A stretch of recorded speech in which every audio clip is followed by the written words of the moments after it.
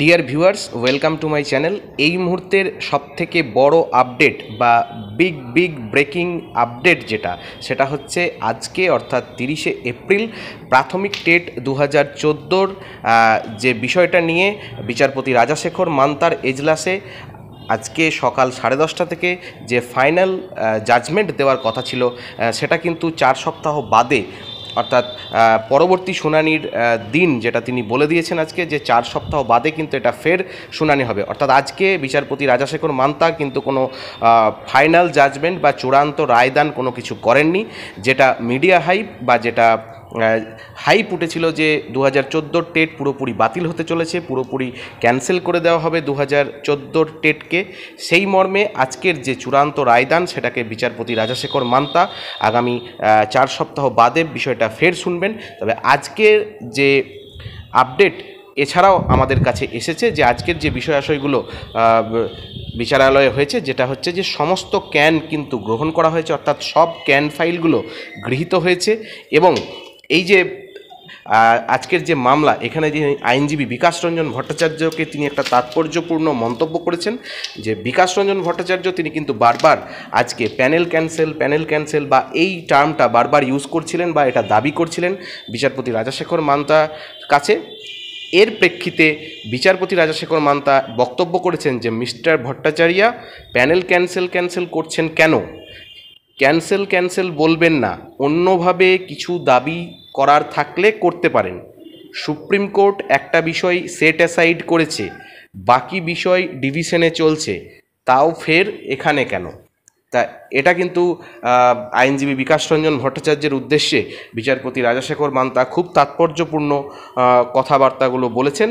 যে বিকাশ রঞ্জন ভট্টাচার্য বারবার প্যানেল ক্যান্সেলের বিষয়টা তুলে ধরছিলেন, তার প্রেক্ষিতে বিচারপতির এটা বক্তব্য, যেটা শোনা যাচ্ছে যে প্যানেল প্রকাশের মামলা আগামী 18 জুন আবার উঠতে পারে এবং প্রত্যেককে আজকে পার্টি করে নেওয়া হয়েছে এবং 3 সপ্তাহের মধ্যে সবাইকে যে এভিডেভিট সেই এভিডেভিট দিতে হবে এবং অপোজিশনকে 1 সপ্তাহের মধ্যে এভিডেভিট ইন রিপ্লাই দিতে হবে, তারপর ডেট কিন্তু জানানো হবে। আমি বিষয়টা আরও একবার ক্লিয়ার করি যে প্রত্যেককে আজকে পার্টি করা হয়েছে এবং 3 সপ্তাহের মধ্যে সবাইকে এভিডেভিট জমা দিতে হবে এবং অপোজিশনকে তার 1 সপ্তাহের মধ্যে এভিডেভিট ইন রিপ্লাই দিতে হবে এবং তারপর কিন্তু ডেট জানানো হবে, অর্থাৎ এই যে শুনানির ডেট এটা কিন্তু জানানো হবে।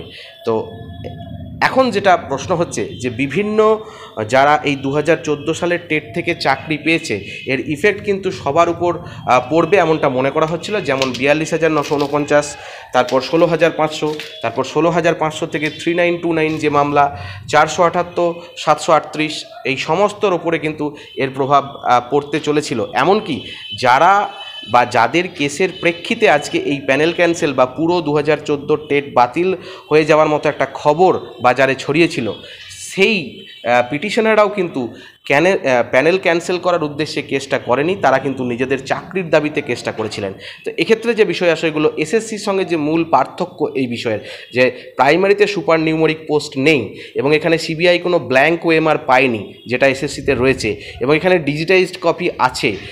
অনেকে পূর্বে আরটিআই করে ওএমআরও পেয়েছে, তাদের সাথে নাম্বার ম্যাচ করেছে। প্রাইমারি এবং এসএসসি সম্পূর্ণ আলাদা কেস, এই বিষয়গুলো কিন্তু তারা উত্থাপন করছে। তাও অনেকে খবর দেখে যে প্যানিক করার কিছু নেই এমনটা মনে করছেন। এবং এই যে টেটের ওএমআর বনাম এসএসসি ওএমআর, এখানে টেট হলো একটা কোয়ালিফাইং এক্সাম আর এটা হচ্ছে একটা রিক্রুটমেন্ট এক্সাম নয়। এসএসসির ক্ষেত্রে ওএমআরের এক্সামটাই কিন্তু রিক্রুটমেন্ট এক্সাম, এই তথ্যও কিন্তু পেশ করা হচ্ছে। এবং টেটের ক্ষেত্রে বরাদ্দ নাম্বার 5, কিন্তু এসএসসির ক্ষেত্রে পুরো নাম্বারটাই বরাদ্দ।